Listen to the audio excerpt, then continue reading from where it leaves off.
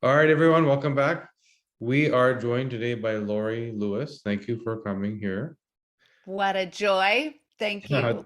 It's going to be a joy because we're going to talk about, well, a few things. First of all, you're kind enough to open up and you're going to be telling us your story and how you got to where you are, which is awesome, but also a unique perspective on fasting and how to implement it and how it affects menopause, etc. Just a little bit about what you told me before we started going. I think it's something that people need to hear because not everyone's journey is the same, and yours got you to where you are. You look incredible.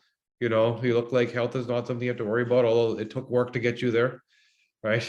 So we're gonna dive in and discover all that stuff. Starting with your own challenges and how you used during menopause, how you use fasting to sort of turn that around. So maybe dive into us and tell us about that. I love this conversation with you. Thank you, Kashif. I imagine being a grown woman, 54 years old, in your mother's kitchen, throwing a complete temper tantrum like you were 5 years old, losing your mind. That Yeah. was me. And what caused this meltdown at the age of 54 is I had been really struggling with perimenopause and menopause, pushed me down a dark hole for about 10 years. Mhm. But they don't send us to biology class for older women, so we don't know what's happening. Don't Yeah. put the dots together, right? And so there I was after 10 years of struggle, and I went home to Colorado where I grew up. I was in my mom's house.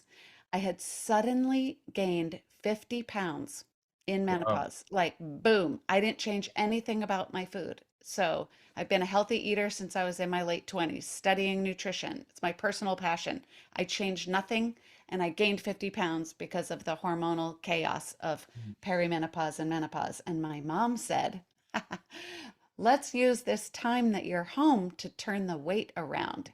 Hmm. And I lost it. My daughter ears did not hear that as helpful. Yeah. Okay, so I had my wailing and foot stomping, and she was such a loving mom. She's passed, but since then, that was 6 years ago. And she listened and she said, let's pray for an answer. Because I was telling her I had tried everything, Yeah. not only to lose 50 pounds, but to feel better.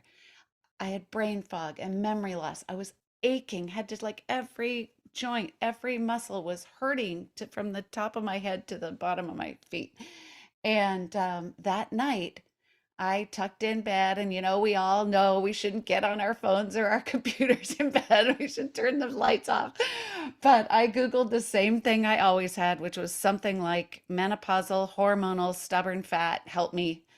And up popped intermittent fasting. Now, I've been studying nutrition for since my late 20s, and I knew about long-term therapeutic fasting, but I didn't know that you could incorporate a daily pattern, a daily regimen of abstaining from nutrients and flavors and sweetness and so forth. So fasting hours, healing hours, and eating window hours. Yeah. I didn't know you could live like that. So I stayed up all night studying it, and it just made perfect sense to me. And I went downstairs in the morning and I said to my mom, thank you. I think I found an answer. And she inquired and she said, that makes perfect sense. How may I support you? And that was the first day 6 years ago where I had an eating window, and I've never missed a day. And Wow.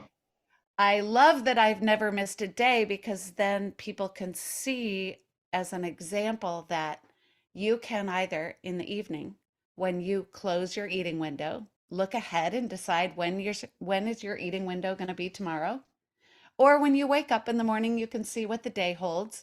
Some Hmm. people love having it the same every day. Some people love moving it around. It's all customized. So every day for 6 years. And so, quickly, two aspects of that that I think are really important. It took 15 months to lose 51 pounds. I didn't change anything about my food. I Hmm. only incorporated intermittent fasting. And 15 months of healing and repair and fat burning and being in ketosis and autophagy and all the great healing that happens. But the most amazing thing was that I felt better in 3 days. Yeah, that's I, incredible. Yeah. I was standing in that same place in her kitchen, and all of a sudden I had the thought, there I am. There I am. It was, I was suddenly clear again. I was grounded. I felt like myself. I was back in my body. I didn't feel anymore like I'd been abducted by some sort of alien and that the alien disappeared. I've never quite said it like that Yeah. before, but I was myself. And that was very motivating. It's truly awesome, and it really paints a picture to how close we are to good health. You feel horrible, and this thing that you think you have, whether it's fibromyalgia, endometriosis, or rocky menopause, and if in 3 days you can start to feel amazing, that's how close to good health we actually are if we start to have the right habits, right? I just need to lean in that direction a little bit. And you proved it yourself. You don't hear that very often, but that's if you start doing things right, you can unwind it pretty quick. So I guess that speaks to like what's the driver? Is it a metabolic issue? Like why is it that all of a sudden this one thing, wow, everything's alleviated, comes crashing down and you feel amazing? Well, that is a big question. What's Yeah. the driver? We're a very complex system. And I also hear in your response to me and in your question the importance of mindset. Yeah. Everything you just said was so hopeful. And so, if a person holds, ooh, I just feel emotional. If a person can hold that it's so close, their Yeah. body, I have this dream that each person develops, every human, that it become part of our way of being human, Yeah. that we develop a reverence, a communion, a beautiful partnership with our body, and that human beings would never dream of saying, I hate my body or my body is my enemy. It's like, no, we're so close. And so what are the most important aspects of this complex system for balancing those hormones and getting the fat off our liver and healing the gut and inflammation? Like, one of the wild things that happened for me was within 3 to 4 months. It was somewhere like September. Um, ish, I noticed that my debilitating plantar fasciitis had disappeared that I'd had for 10 years. I didn't wake Wow. up in pain anymore.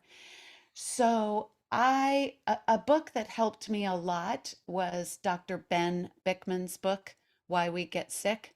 And the premise of his book is that the underlying, you keep getting lower, digging deeper, deeper, deeper. The underlying cause of all metabolic diseases are high circulating insulin and Yeah. high inflammation. And strangely enough, those are tests that they do not include in our conventional lab work here in the US. Like, you have to beg for fasting insulin and for the inflammation tests, CRP and ESR and so forth. So what's amazing is, you see all sorts of articles about lowering inflammation with this food and that food. And step one, my people, start fasting clean and have an eating window, and inflammation's going to come down. You're going to lower your circulating insulin, which will then affect your blood sugar. And I think one of the things that people get concerned about is elevated cortisol, because we live in very stressful, fast-paced times and people are sleep deprived, and they're worried about, yet one more thing Hmm. raising cortisol. Well, if you're discovering for yourself a fasting rhythm, a fasting sweet spot, an eating window that works for your goals, your body, your life, your family, your work commute, your fitness, that feels delicious to the body. Yeah. That is not a stressor at all. There is a moment where you'll have a hunger wave and you just ride it on out and you're burning fat, and suddenly you're not hungry anymore and you open your eating window later. So this idea that fasting is a stressor, I tend to disagree, because I coach my people to have it be yummy for you and your life and something. Yeah. Yeah. And the way you coach it where it doesn't have to be so rigid, and regimented, like here's what you have to do. But I don't feel like that today. right? And I have to work out today, or I didn't sleep properly today, or whatever. And just to understand that that window is the key, right? That timing is, and it can be adjusted. I feel the same. Like there's days where I know I can fast longer. When I work out, I lose my hunger, right? I start training, so I'll try and work out later in the day to be able to extend my fast, because it's one tool that allows me to keep going. You would think that's counterintuitive, like, oh, you need food to work out. No, there's plenty. I still have a little bit of a tire here, Yeah. so there's plenty of None of things. us are zero fat. We Yeah, have plenty to burn. And yeah, so I suspect that maybe then the next day you're hungrier in your eating window. Do you feel like you need more for food sure. If it's a the big next day? workout, Yeah. it's if it's a big now, if I do this consistently, right? If I do it for like 30 days straight, it becomes routine. And I don't even have an appetite, right? It's like but I'm also using minerals and other things. But that being said, Yes. for sure, in a regular week, yeah, I'll get hungrier. Like today, for example, you know, yesterday I ate late, did a big workout, so I'm hungry. And you said something in there, little nuanced thing. I don't know if people caught it, but you said fasting, but you said fasting clean, Yeah. and that was a very purposeful word you used. So what do you mean?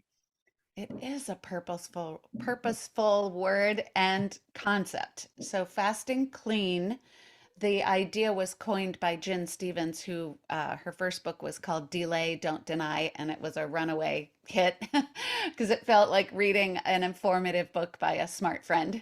Right. And then her next book was called Fast, Feast, Repeat. It was a New York Times bestseller. And Jen's idea of fasting clean is really that's a purest fast. That's actually fasting. But we have to differentiate between fasting clean and fasting with eating things or taking in nutrients or flavors because you can find anything on the internet to give you approval to do whatever you want. Hmm. So the clean fast requires a bit more, ooh, dare I say, rigidity during the fasting hours.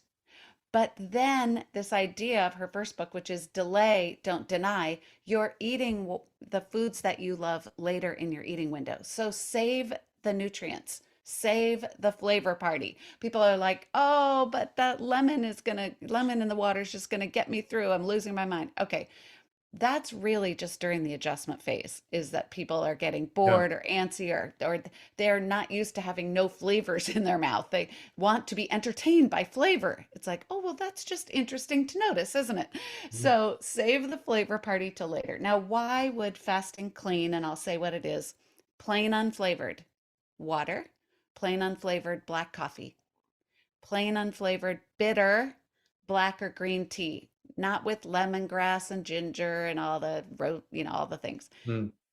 Plain unflavored minerals, so electrolytes, magnesium, sodium, and then your prescriptions, your medications as prescribed by your doctor. So again, plain water, plain unflavored is the theme Hmm. here. Yeah.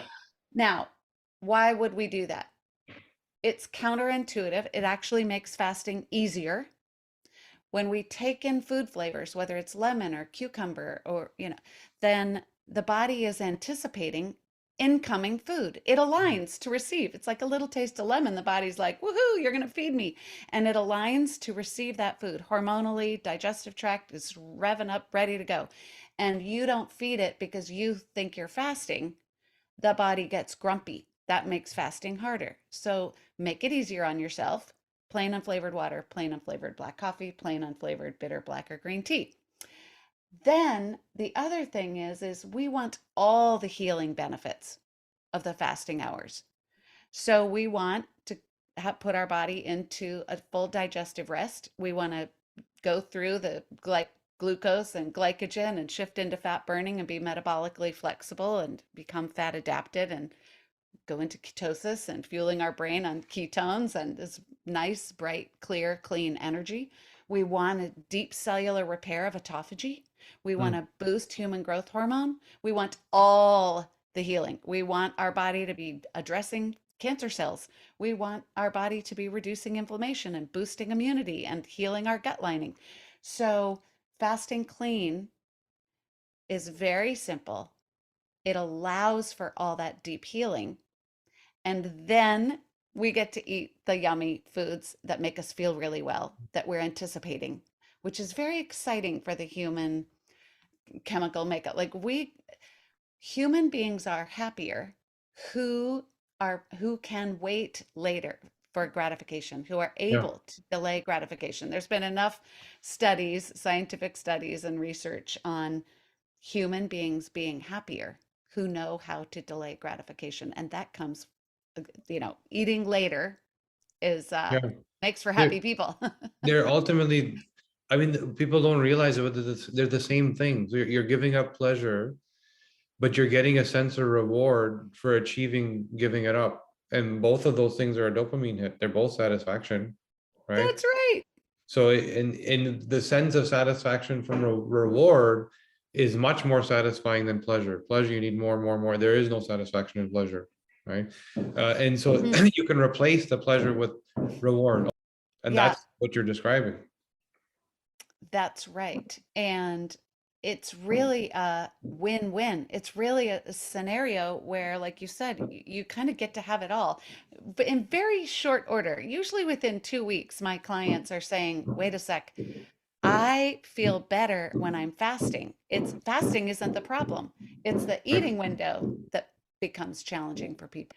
I've found, Kashif, that within the first few weeks of people taking on a clean fasting and eating window schedule, that they say right away, really within the first 2 weeks, that the fasting hours are not a problem. They really like it actually. And then the eating window becomes their issue where they're like, trying to figure out what foods are satisfying. I'm eating too quickly, or how do I get enough nutrients? And so once the fasting becomes your daily practice, which is pretty quick, Yeah, people realize how well they feel, then we can focus on the food. I do it a little backwards than many doctors and coaches. Many say that you need to get the food sorted and then start the fasting. And I could not disagree more with that. I feel like the easiest thing for people to do is to look at their life and decide when they're closing their eating window this evening. What time are you going to stop eating? And then you'll drink plain water after that. And then you'll go to sleep and you'll wake up tomorrow and you'll drink plain water. And if you like coffee, have a black coffee. You won't die. And then later, open your eating window whenever feels right for you. And then you're gradually going to shrink those eating window hours and gradually extend the fasting hours. And people discover very quickly how well they feel. It's just so motivating for people to be able to stop, especially women over 44 is kind of the cutoff for me. As I say, I help women aged 44 to forever. We all want to stop this street brawl with the cravings and the hormones. And the best way to do that is start establishing a clean fasting regimen. And then we get to sort out the food together. yeah, I agree with you there. I've seen that where the habit formation is like the structure is important, right? Versus like here frantically thinking about the food and what I'm going to eat, what I'm not going to eat. When the structure is innate, it makes everything easier because you start thinking that way, and then you automatically are thinking about your food cleaner, because you've got this habit, you've changed the way you approach your food. You're not going to shove a bunch of cookies down your throat because there's limited time to get what you actually need in, right? And once you get it in, you're full quicker. The satiety hits faster. You mentioned something earlier about when it comes to eating clean, and a kind of light bulb went off because I didn't realize and think about it that all these people would be adding flavors and things that are not necessarily calories, but just to feel good, right? And to feel Yes, satisfied. And the body is very intelligent. So even just tasting something sweet will trigger an insulin response. You don't actually have to have sugar in your blood. Your that's right. Yeah, the genes start expressing and insulin is triggered, and that leads to where's the food? I'm hungry, and it screws up your whole fast. And I literally never even thought about that until you just brought it up right now. But is it the same? Do you also say nothing salty? Because I know some people will take like literally like mineral salts and like lick it to keep themselves going. No, salt is different if people are taking in a very high quality natural, not over processed table salt in the blue Yeah. container. As if it's a real good salt. I don't believe in taking in too much salt, But when insulin is low, especially for new fasters, when insulin is low, the kidneys tend to dump magnesium and sodium. So the other piece of plain unflavored water, plain unflavored black coffee, if you like coffee, tea, if you like tea, but real actual tea leaves, not mint or chamomile. And then the fourth element there are minerals. So Right. magnesium, sodium. Um, I find that a lot of people do become reliant on that sodium, just like it's another trigger thing, like an entertainment. We have been conditioned in our society to use food to resolve all of our emotions, anger, fear, resentment, hurt, boredom, the feeling like we need a break, we deserve, and so even then shifting, even if a person is keeping an eating window and delaying their eating until later, I encourage people, and this is part of my coaching too, that people start to notice how they're using, what they're using for comfort. And so I also don't believe in licking too much salt while you're fasting. The other thing that people talk about a lot is putting fat in their coffee, and Yeah. that could possibly be part of fasting. It's like, come on, people, we're Yeah. all smart here. Yeah. Just think of it this way. People are like, oh, but the fat in my coffee gives me this nice sustained energy all morning, and then I can eat later and it's no problem. Okay, but wouldn't you rather burn the fat on your belly than the fat in your coffee cup? Yeah. If you're utilizing fat as an energy source to give you a nice, beautiful, sustained energy until you eat later, wouldn't you want that fat to be on your body? Yeah. Yes, I do not want the fat in my coffee cup. I want my body burning my own fat. And so now, for all these years, I've been at my ideal weight. I'm fueling on fat, most of my own body fat most of the time. I'm 60 years old and I have had my biological age tested, and I'm the biological age of a 40-year-old. And Wow. I'm working to make that younger, which is not because I'm chasing youth, but because I'm very interested in my deep cellular health, that my mitochondria and the telomeres. And I am very interested in this idea of longevity for people. It's, all the rage. But what I've discovered pretty quickly is that people, normal people like you and I, we just actually want to feel better. Like at the top of our Mm. conversation, you were saying we're so close. We get so close to good health. We're so close to feeling well. And people want to wake up in the morning rested and look at the day ahead and have no aches and pains and fatigue in their body and be sharp and clear and get through it and be able to sit on the floor and stand back up again and feel flexibility in their body and strength and stamina. That's Mm. what people want. Yeah. And so that is the most important thing to me, is that people keep an eating window and look for ways throughout the day and throughout their life to take really good care of themselves, so that no matter what is happening in life, whether it's good times or bad, you're a person who naturally takes really good care of yourself no matter what's happening in life. That is really important to me. Yeah. And there's from listening to you, I mean, there's so many benefits to fasting. And if you don't understand all of them, then you may think it's okay to adopt some habits that you shouldn't. For example, if you don't understand that it's not only about autophagy and killing off cancer cells or whatever, but it's also about burning your fat. If you knew that, then you wouldn't eat fat, right? So if you there's the whole list of benefits. So understand those will help you understand the habits. Now there's a famous Laurie Lewis quote. There Yeah. it is. I have a few. I'm going to read it word for word, and you're going to explain why this is not a typo, but this is for real. You said intermittent fasting isn't a diet, it's a quiet. Yeah. What does that mean? Well, let's start with, all of human history and evolution and so forth. We have survived, thrived as a species by having no food. Human beings get stronger, brighter, clearer in a fasted state. And if we in fact got tired and lethargic and couldn't move, we would not have had the strength to go out and find food. So the opposite is true. We get stronger and clearer. It's also been part of all spiritual, religious meditation traditions as far back as recorded history that prayer and fasting, why would those two things go together? Hmm. Because fasting actually creates an environment, emotional, cognitive, physical, spiritual environment where we can connect more clearly to, you could say, to what your body's telling you. You could say to what the divine is communicating to you. People can interpret that however they please. But what is very real for people when they're fasting is it gets quiet. The noise gets quiet. You can actually start communing with your body in a way that it is in the driver's seat. So, with dieting and following a list of what you should and shouldn't eat, and eating little amounts of food all the time and never feeling completely satisfied, and getting on the scale every day, and this frantic, like, am I doing it right? And I must be doing it wrong, and it's not working.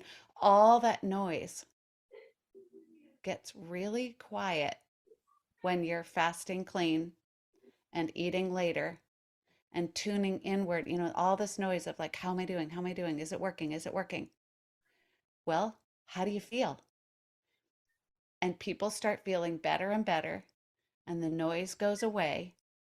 And it's amazing in my coaching calls because people will come to me with a new curiosity. It's like, oh, where'd that come from? Now, if it's from their friend or the news, that's interesting to note. That's an external. But when a new curiosity arises, like, I wonder if I should eat more of fill in the blank, or I wonder if now I should really start reducing alcohol or sugar, or I wonder if I should sign up for a Pilates class. Oh, what, where'd that come from? That came from the quiet. And so to diminish the outside noise and increase the inner communion is part of what happens when a person fasts clean and keeps an eating window. And you learn to trust yourself and you learn to trust your own body. And it's a beautiful thing. Yeah. Yeah, it truly is a beautiful thing. And you just put two and two together for me, because I've always fasted, but not as consistently as I have been in the last sort of year and a half. And there's a definite spiritual change. I didn't put the two together. And I think it's pretty clear that when you make that shift from pleasure to reward, and you make that shift from, like, you know reactive and call it impulsive, to very purposeful and caring for yourself, and saying no to something that you really could enjoy, right? And enjoying the no more, saying no more, that gives you more satisfaction, Mm, completely changes the way your brain's wired. And our brains are always rewiring themselves. So neuroplasticity is a constant, and you're developing new neural pathways, and you think differently, you become a different version of yourself. But what you just said makes it so much more clear why I feel the way I feel. And I don't have a menopause problem. That's why we're not what we're talking about. But I definitely feel what you're saying, which is like, get rid of all that noise. Imagine your cells, the mitochondria, the DNA, these are communication tools. They're not just what we think they are. They literally that's right. communicate internally, externally. And if they're constantly burdened with metabolic mess, and you're eating 3 4 times a day, and you're not eating the right stuff, so it's burdensome in that regard also, then how are you communicating, not only externally but even internally, right? So clean that up and give your chance to breathe, and the cells can start thriving and communicating properly. I feel it. I feel exactly what you just described. So now, but you put it into words, which allowed it to make sense for me, which is awesome. Oh, I love that. And let's call it a menopause awakening instead of Yeah. an issue. It is an issue, Yeah. and it really can be an awakening. It's something new for a woman to experience, and every woman experiences it differently for different amounts of time and years and certain degrees of how it affects them. But it really is a pleasure to be able to help people get this noise quiet because what I'm listening for is where's the struggle, stress, or strain, mentally, emotionally, physically? And wherever there's a struggle, stress, or strain, we're going to make it better. And then that allows, as I said, this quiet. There's a Dr. Bert Herring coined the phrase appetite correction, which is one of the aspects of when you're fasting clean and have an eating window. It's a different length of time for everybody that appetite correction kicks in. But what appetite correction is kind of, again, this quiet discernment of the body's very smart. We're like a wild animal. A lion knows how much to eat and when to stop eating, even if the carcass of the animal they just killed isn't finished. They don't lick the whole thing clean because their body's like, I'm done. And our body can do that too. It's just with the constant eating and with the ultra processed food, our body has lost that communication. So with daily clean fasting, we can then start getting the messages from our body that you can stop eating now. I've had enough now. People wonder, when they're new intermittent fasters, how do I know how much to eat? It's all right. Just eat normally in your eating window. What's normally? Eat what you normally eat. Yeah. And then over time, usually a few weeks, sometimes a few months for people, the body starts saying, stop now. So appetite correction affects us in two basic, simplify it two ways. The first is the quantity of food. And so you want to slow down and eat mindfully and pay attention to when hunger is gone and stop eating when hunger is gone and your body feels satisfied. And the second aspect is the quality of food. Your body starts saying broccoli, Brussels sprouts, salmon, as opposed to, chips and crackers and fruity sweet yogurt and so forth. Yeah. So the quality of food, that quiet, you can actually hear your body say, stop now, eat more, eat this. Not interested in that. The way it shows up is, let's say you're going to a restaurant you used to go to whenever you go there, you order your favorite thing. You haven't been in a while, and now you're an intermittent faster, and you get there, you don't even need to look at the menu, but all of a sudden you're kind of like, I don't think I want that thing that I always get when I come here. Huh. Then you look at the menu and your body's going, not that, not that, not that, that. That is what it's interested in. So it's starting to tell you what it's interested in and not interested in. And so then your friends might be like, "Oh, you're trying to be good." It's like, "No, I'm not trying to be good. This isn't a diet. I'm tuning into my body. This is not about being good. It's about feeling good." And my body just told me what it wants me to eat, so that's what I'm eating. That sounds delicious. So it's a Yeah. subtle shift, could be an obvious shift between diet culture, diet mindset, diet brain, which is all about being good and I'm trying to be good and that food is bad. If I eat it, I'm bad and I fell off the wagon. No, that's more of the noise. There's just this quiet. Yeah, that's beautiful.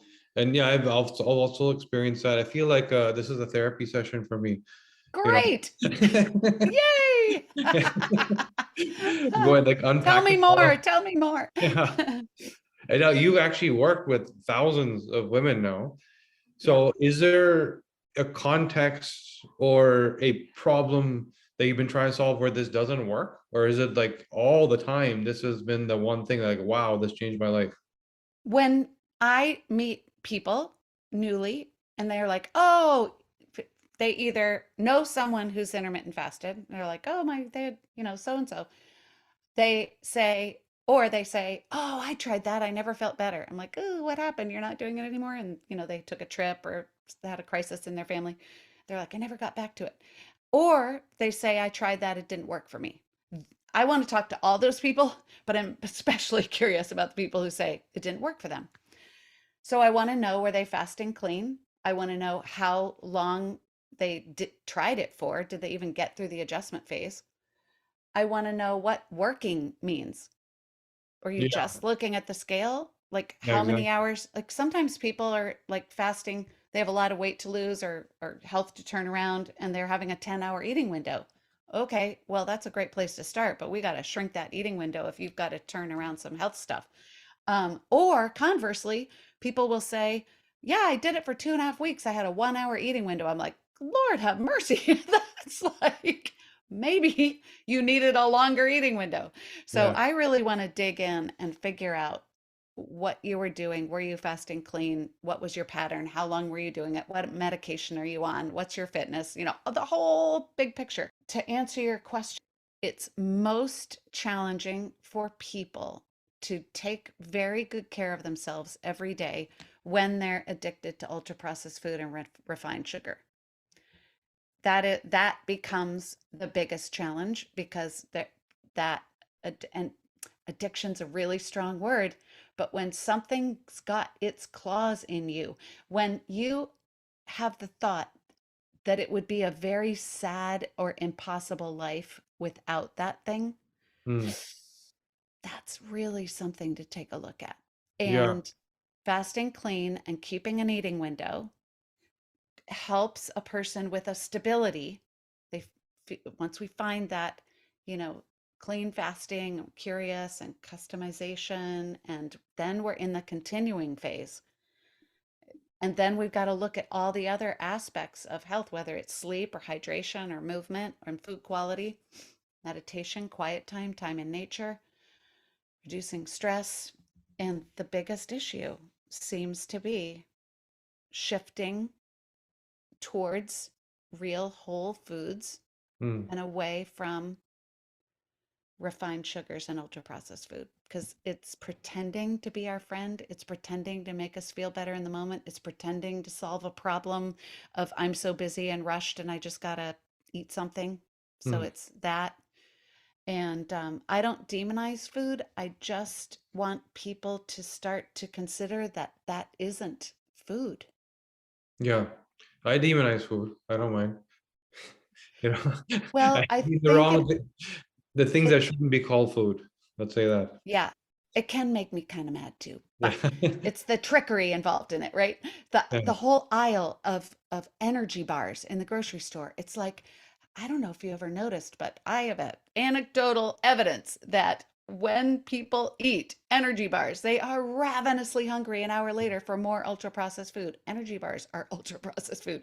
Yeah. Shake powders are ultra processed foods. So we got to be very discerning about the quality of those foods if we choose them because they are not the same as an orange or an apple or a sweet potato or a steak, you Mm. know. So I just am really committed to people feeling better and feeling in control of their choices. And what gets in the way of, people come to intermittent fasting usually first and foremost for weight loss. And so you ask, like, does this work for everyone? For sure, everyone will feel better. For Mhm. sure, your health markers, if people are testing for fasting insulin and inflammation, but then your AST and ALT and A1C and fasting blood glucose, like, and your HDL will go up and your triglycerides will come down. Like those numbers for sure will be affected. And still, some people, especially women in menopause, experience weight loss resistance. And so then we absolutely, in a gentle, consistent way, need to have a daily investigation of what's happening in your body that it's not feeling 100% comfortable yet, Yeah. releasing this excess fat. And there's nothing wrong with people being whatever size they are. What's not awesome is feeling like a person is struggling to move and feels weighed down and lethargic. And we want I want people feeling really good in their bodies. So Mm. sometimes that takes a lot of time. And the work you do, somebody that's listening that wants to work with you, is it strictly around women that are in menopause, or is it anybody that wants sort of help with fasting? It's interesting. I would say 5% of my clients are men. Most of them are dealing with a serious health concern, turning around, dealing with cancer or turning around type 2 diabetes or hypertension. Hmm. Um, and most of my women clients are over 50. I'm I'm realizing more and more that more younger women, I say younger women, 39 to 50, are finding me because the confusion and for many women, how upsetting it is that their bodies they feel out of control and the checklist of issues that a woman can face in perimenopause is long and Mm, we don't necessarily connect the dots. We just know we don't feel like ourselves and what the heck is happening. And then um, I don't know any doctors who were trained in menopause in medical school. Our OBGYNs are mostly trained in fertility, and the menopause is just treated as a condition you got to get through. yeah. Well, I always joke with people. I'm like, yeah, erectile dysfunction is also a condition that people throw a lot of money and energy towards. So let's pay more attention to what women are going through as they are shifting in these transition years into Yeah, what Dr. Luann Brizendine calls the upgrade. it is. It's just another phase, and it was taken for granted that it's supposed to be problematic when it doesn't have to be. It That doesn't. our we have this shift is happening in an environment and food context and stress context that isn't what we are wired for. So then it becomes a roller coaster. So you have to understand what those habits are supposed to look like, what you're supposed to eat, how you're supposed to sleep, what chemicals you're not supposed to breathe in, what pills you're not supposed to take, and then all of a sudden you can feel good, you know. And that's amazing. The work that you're doing helps people with that. So how do people find you if they want to sort of, are you working with any more new people, or Oh you're my yeah? goodness, yes. Oh, I just have amazing. I have clients around the world in Oh, cool. Kuwait and New Zealand and Japan and the UK Amazing. and the US and Canada. Um, my business is called Fast Forward, and my website is fastforwardwellness.com. And people can go there and poke around, and you can sign up for a checklist if you're like, wait, how do I start again? So it's check, check, check, check, check. Step one is decide today what time you're closing your eating window. What time's the best time? No, whenever you want. It's like you get Yeah, to say. And so you can download that checklist. It's fastforwardwellness.com. And I love it when people write to me there. So if you have a yeah, question or if you want to set up a free little consultation, if you're like, oh, I like your style, I think you could help me, I would be glad to talk to you and I would be glad to help people. And then I really work with people for a year. Um, we can establish a foundation within 6 to 8 weeks, yeah, but then it is that fourth pillar of my coaching, which is the clean fast, curiosity, customization, and then continuing. It's the yeah, continuing that, and it's all done in a spirit of celebration and care yeah. and That's so community. important because that is where people fall off. It's like, okay, here's some information, here's what to do, but are you actually going to do it? Unlikely. And this is what healthcare should be. It's not so much, okay, I met you and I told you some stuff, now I'll see you in 6 months. It's no, we need to work together for 6 months as a minimum, because how do you unwind 45, 50 years of habits in a phone call? Oh, You have, yeah, it's that's, impossible. We yeah, are an animal, if you will, that's designed for community. And we do better together. We Mm, really are better when we're sharing and uplifting. And, one of the downsides of being together is comparison. yeah, So it's just that can make us feel awful about ourselves. But when we're in an uplifting community, if I had $1 for every time I heard someone say, I know exactly what to do, I just have to do it yeah, alone, right? yeah, Like I just got to get it together alone and yeah, then I can. I know exactly what to do, I just have to do it. No, no, no. Well, I'm here for you, yeah, And so one of the great things is I'm going to be leading my holiday program. I started my business 5 years ago, and this will be my sixth holiday program, coaching group of people through, I say Halloween candy to New Year's bubbly, really enjoying the holidays, not beating yourself up, having fasting clean, having an eating window, eating and drinking the yummy things that feel festive to you, and never dieting again in January. So I mm, always start planning my holiday program months and months and months in advance because I really look forward to supporting people through that time. very cool. Well, this is awesome. Great conversation. You opened my eyes to a couple things, and I'm sure people are going to value this because we did a lot to talk about menopause and about fasting, but we didn't put it into context, which you did for us today, which is amazing.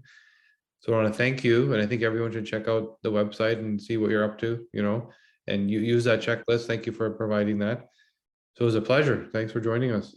Thank you. Such a joy.